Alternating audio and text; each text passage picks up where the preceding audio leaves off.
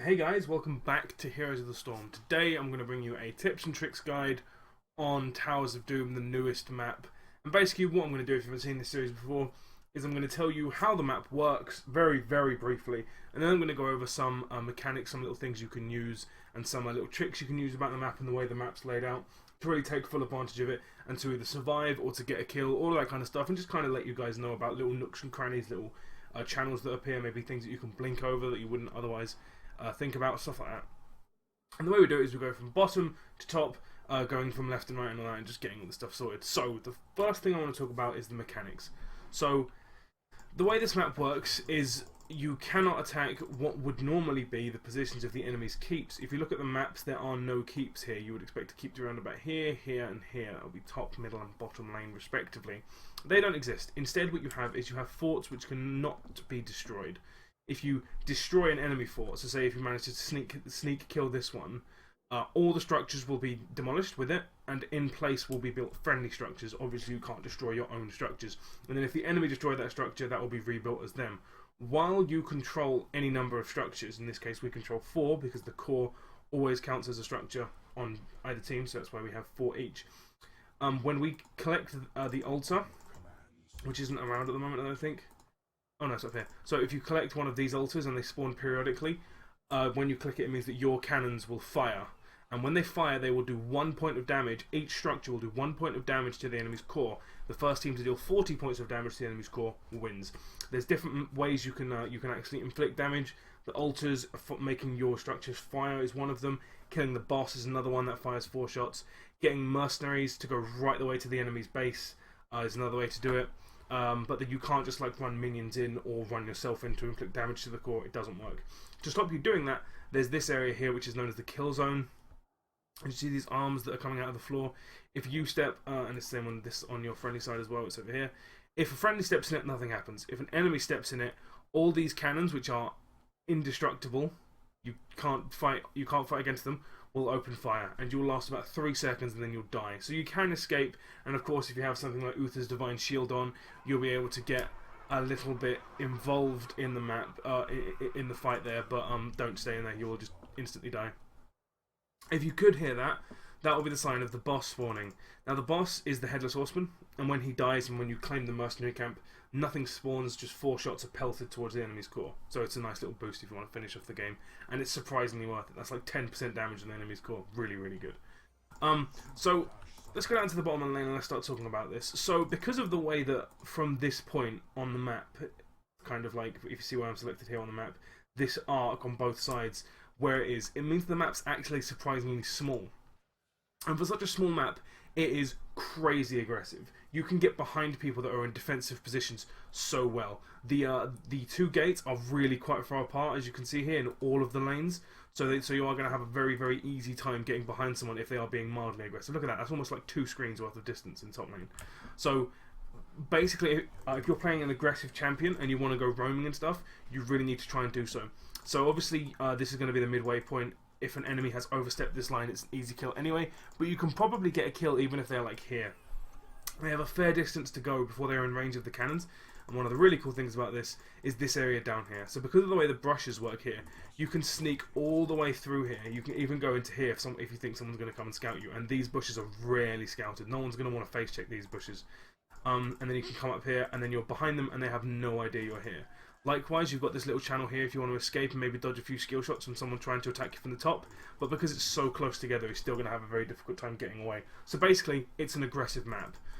This should only ever be used... Oh, sorry about this. My internet's been lagging a lot recently. I'm not entirely sure why, so that's why I'm not bringing you any gameplay or anything, because it'll lag out and then I'll just get frustrated. Anyway, so this little brush here is... Don't run away through it. You will just get killed. Every time I've seen people run away through it, they die. Because it's a lot deeper than normal brushes, you have to run a lot further back to get around it. People will just flank around and kill you. The only time you should ever use it is if you're running away, you want to come up here and then you just want to keep going up. Just keep running up and keep running back towards your base. I'm going the wrong way. But if you're running away and you want to run up here, just keep running this way.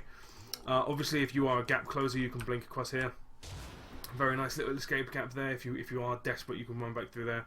And you can get in there without too much difficulty and then blink across with things like barrel roll or blink in this case. Very, very nice. Bolt of the Storm will also make it across that. In mid lane, you want to have a very, very similar thing. It's significantly closer, and it's a lot more difficult to sneak around, but it is still definitely possible. It gets more difficult in the late game because this little chained up thing here, at a point in the game, it's in the late game, I can't exactly remember what time it is, but at a point in the game, this opens, and there are this base here, and over here it's the same in the enemy base. If I can find it, it's over there. When the enemies click it, they will be teleported to this spot. They cannot go back, this is a one-way thing, so you can set up a meat grinder here and a massive trap. So, because of that, obviously in the late game you're not going to want to be ganking too much, but mid lane is going to be very, very explosive. So in the early game, the way I would suggest is kind of maybe don't gank mid lane. Likewise, if you are in mid lane and you're on your own and you're worried you're going to get ganked, you can press fairly far forward because it's quite difficult to get behind you, and there isn't that much distance you have either way. So basically, if you have to gank in mid lane, which I would advise against, I would say you have a lot of structures to get around. Top is going to be awkward, because if you're coming in you have to run all the way around here. Obviously you would be mounted doing this, because you're better than me at this game. And then you would come all the way through here, but then you don't have that much room before cannons will start shooting at you. They'll start shooting at you from here. So you're not going to be incredibly aggressive, and there is really no massive escape.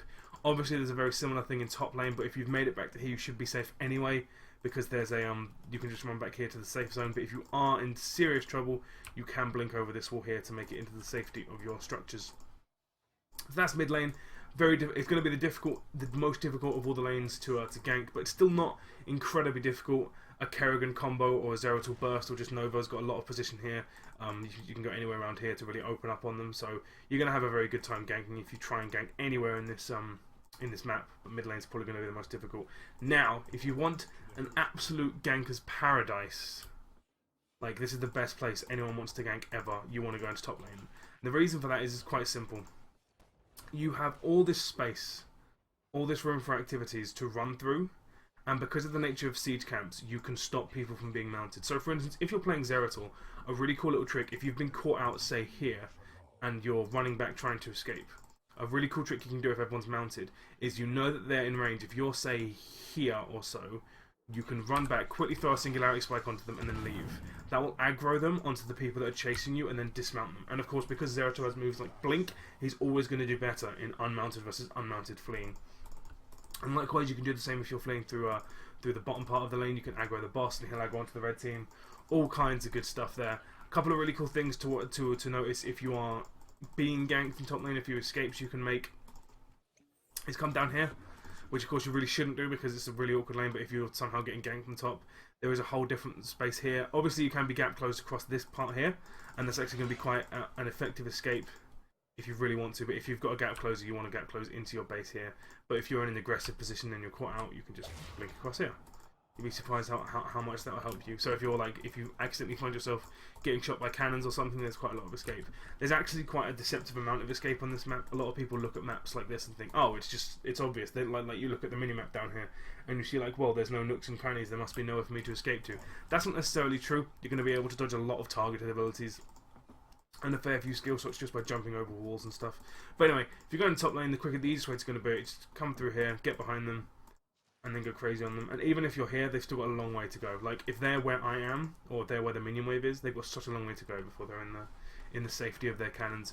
One escape move like a vault or a barrel roll isn't going to make it. So if you can follow up with some CC after that, you can probably still secure the kill.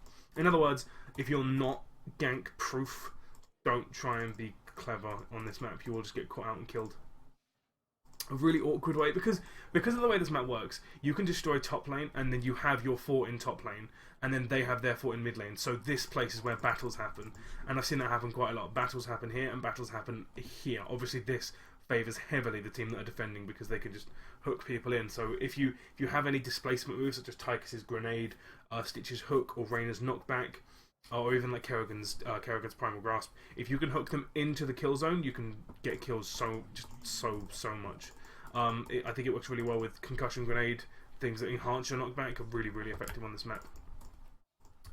So yeah, a lot of people are still looking for the Easter egg. I think the Easter egg doesn't exist. I mean, there's a few things that happen like down here, like off the map in the trailer and stuff. Well, no, it doesn't exist. I think it's either inaccessible or inaccessible for the players, or is not hidden. What's the one I'm looking for? Yeah, I don't think players can get to it, or it's just like a really subtle thing that isn't really much of an Easter egg. Very explosive map, great fun. I really like the way they've kind of gone with the theme of not being able to attack the enemy's core directly. You have to do kind of objectives to do it. Don't underestimate the value of the mercenary camps in this. The way they work is they will bombard enemy structures and enemy minions. As soon as they get in range of enemy structures, they will become untargetable and will siege towards the structure, dealing like a huge amount of damage. 3 of them, if they target if you can get them low enough on about half health, will just take out a wall entirely. And of course that gives you experience. You just get a massive amount of experience really quickly. Everything still gives experience, even if it's your fort that you're taking back, still gives experience. They set up in really awkward situations. It's kind of strange. Like if you take this one, you won't have these cannons and walls be built for you. It'll just be this keep. It's very strange. I'm not entirely sure how it works because I haven't made that much attention because I've won all the games on this map. I'm not actually joking. I have. Yeah, a couple of places for Abatha and Murky's Egg maybe could be down here. It's kind of obvious though because it's going to be your locusts are going to be appearing through this brush here, and that's going to be painfully obvious. You might be alright setting up just here, or even somewhere back here.